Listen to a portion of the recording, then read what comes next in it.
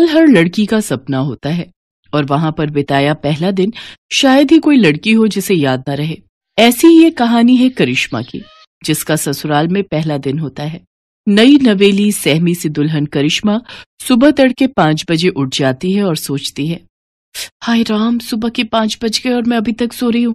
जल्दी से उठकर नहा लेती हूँ, नहीं तो सब लोग क्या कहेंगे। करिश्मा जल्दी से नहाकर बाहर आती है और पूजा पाठ करके किचन में चली जाती है। अरे, अभी तो ठीक से सुबह भी नहीं हुई, फिर ये किचन में से कैसी आवाजें आ रही हैं? कहीं अपने यहाँ कोई चोर तो नहीं आ गया? चोर चोर चोर।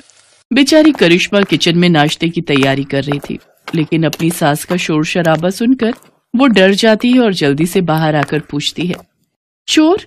कहाँ है चोर माँ जी? जल्दी बताइए, मैं अभी डंडे से उसकी पिटाई करती हूँ। किचन में चोर है, वहां से तरह तरह की आवाजें आ रही हैं। लेकिन किचन में तो मैं हूँ माँ जी, और वहां तो कोई नहीं है। अच्छा, फिर तो बहू तू ही होगी। मैंने खटर पटर की आवाज सुनी तो मुझे लगा शादी वाले घर में कोई चोर चोरी के इरादे से घुस आया है। पर बहू, तू इतनी सुबह सुबह किचन में क्या कर रही है? जी, वो मैं नाश्ते की तैयारी कर रही थी। अरे, इतनी जल्दी? सारा दिन पड़ा है अभी, ये काम तो बाद में भी हो जाएगा। पहले तू जाकर आराम कर ले, शादी की तैयारियों में थक गई होगी। जा बेटा, आज तो पहला ही दिन है, जाकर आराम कर। हाय, कितनी अच्छी सास मिली है मुझे, जो आराम करने के लिए कह रही है। और एक मेरी माँ थी, जो सूरज निकला भी ना हो फिर भी, सूरज कब का निकल गया, आधा दिन हो गया, कब उठेगी कहकर जल्दी उठा देती थी। यहाँ तो सूरज निकलने के बाद भी सासू माँ कह रही है, सो जा। करिश्मा खुश होकर अपने कमरे में निश्चिंत होकर सोने चली जाती है। सोते सोते उसे काफी देर हो जाती है।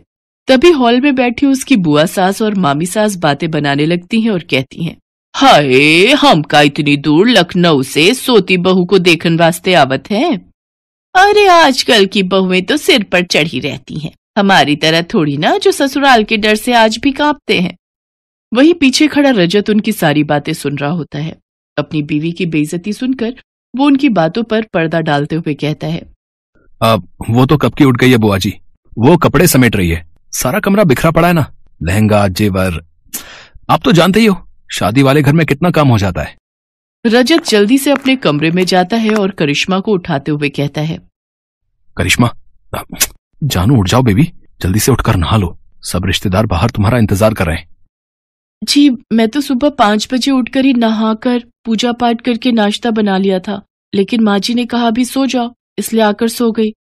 हाय मेरी नई नवेली दुल्हन, सुबह 5 बजे से उठी है, तब तो तुम अभी आराम कर लो। नहीं, अब मेरी नींद पूरी हो चुकी है। कहिए, आपको कुछ कहना था क्या?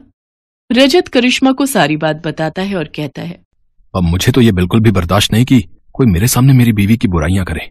चलो अब जल्दी से तैयार होकर बाहर आ जाओ, सब तुम्हारा इंतजार कर रहे हैं। इतना कहकर रजत बाहर चला गया। हाय जी, ये क्या हो रहा है? मेरी पीठ पीछे कल तक जो रिश्तेदार मुझे आशीर्वाद दे रहे थे, आज एक ही दिन में मुझे जाने बिना मेरे बारे में अपनी राय देनी भी शुरू कर दी।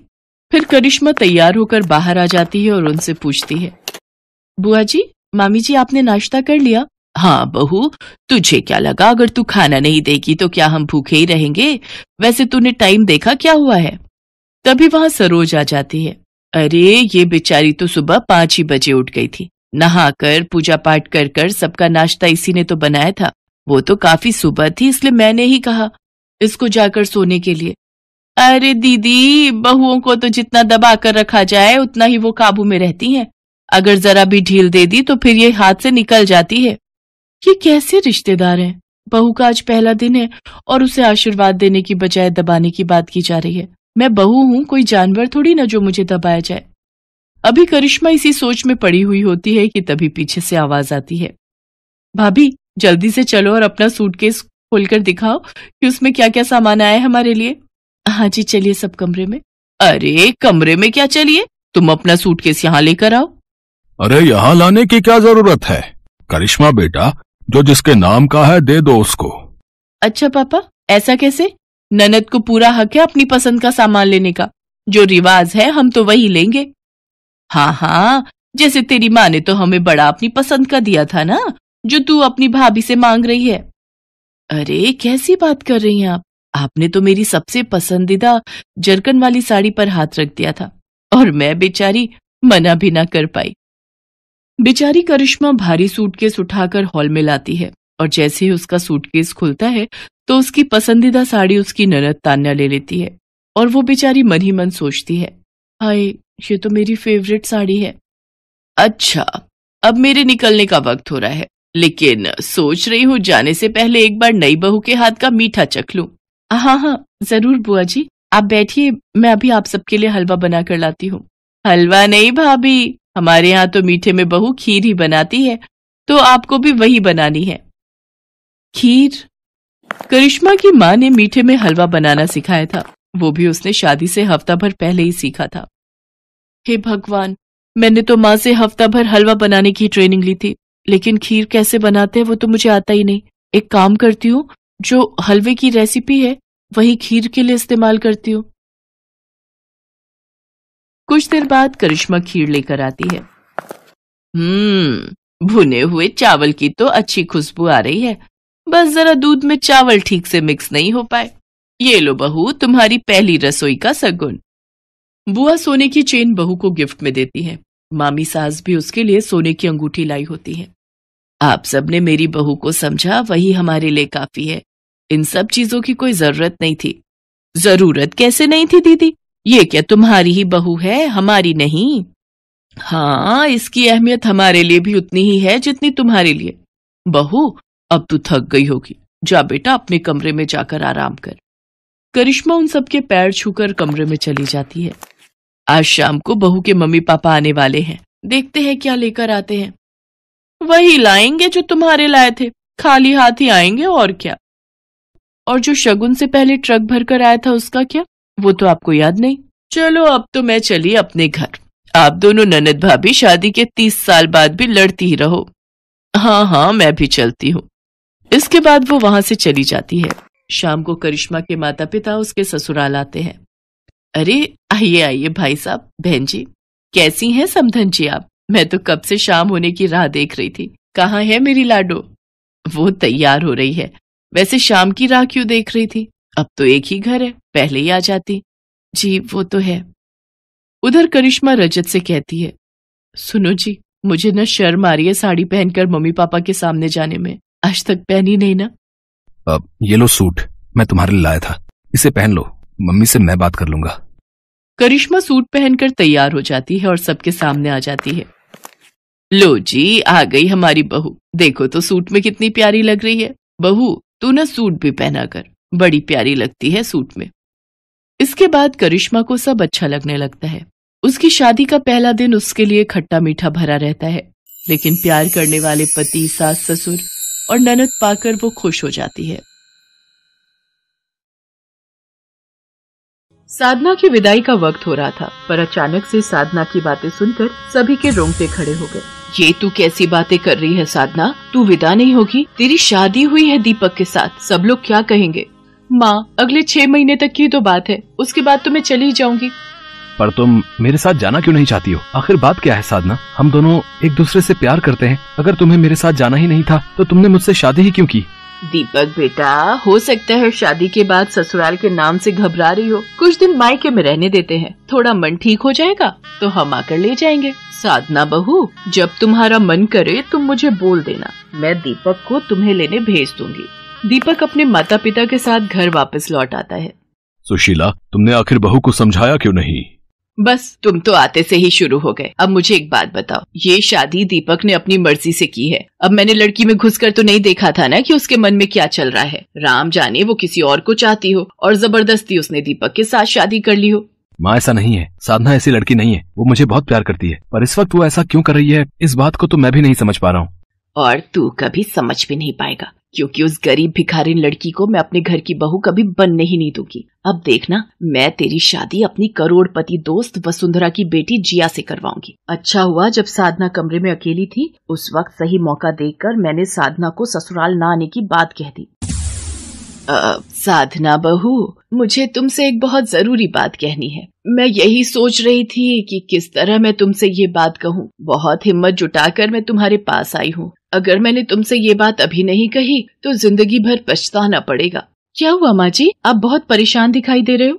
साधना बहू, हमारे पुरोहित जी का कल फोन आया था। उन्होंने मुझसे कहा कि तुम्हारी और दीपक की राशि में एक ग्रह दोष चल रहा है, इसलिए शादी के बाद अगर 6 महीने से पहले तुम ससुराल आ जाती हो तो दीपक की जान को खतरा है। अब इसलिए मैं तुमसे विनती करती हूँ कि अभी तुम ससुराल मत आना। मैं जानती हूँ ये बात जो मैं कह रही हूँ उसे पूरा करना तुम्हारे लिए बहुत मुश्किल है। साधना, दीपक हमारा इकलौता बेटा है, उसे कुछ हो गया तो हम जिंदा नहीं रह पाएंगे। मैं ये बात तुमसे अकेले में इसलिए कह रही हूँ क्योंकि मैं जानती हूँ दीपक इन सब बातों पर विश्वास नहीं करेगा, इसलिए ये बात तुम्हें सबसे छुपानी होगी और कोई बहाना करके ससुराल जाने से मना करना होगा।